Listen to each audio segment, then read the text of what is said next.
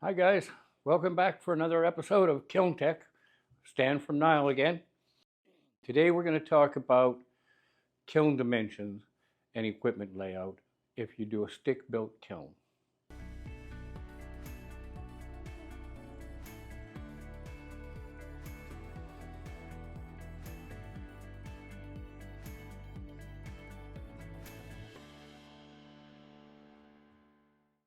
Okay, to start with, ideally your kiln will be 8 to 8.5 feet deep.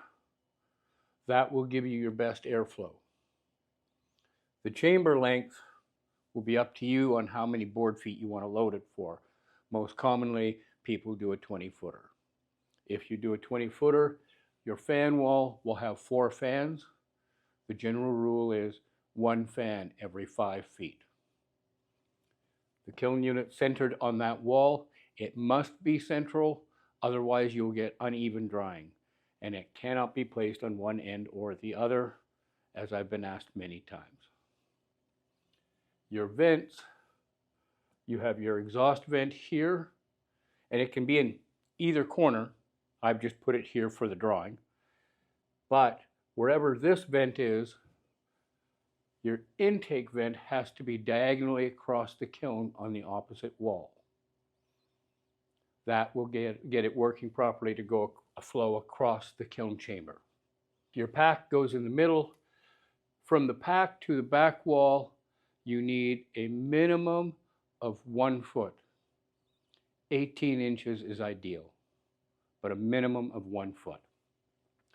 From this side, you can actually stack right up to the kiln unit, but the manual recommends a foot away from it. And if you are putting in a door on this wall and loading with machinery, I recommend you put a couple of stops in front of the kiln to keep anybody from accidentally ramming it. If you are doing an end door, then a lumber stack on one side or the other, just in case a sticker is sticking out when you load it by cart. Now here's our side view showing the equipment. The vents would be on either wall, but it wouldn't show good in here, so I didn't get them in. There's your fan wall coming down, your baffle for the top of the stack, and that's pretty much all there is to it. Now I've already done a video on how to insulate it. I recommend you watch it as well, and more will be coming. So that's it for Stan right now. Welcome back next time to another exciting episode.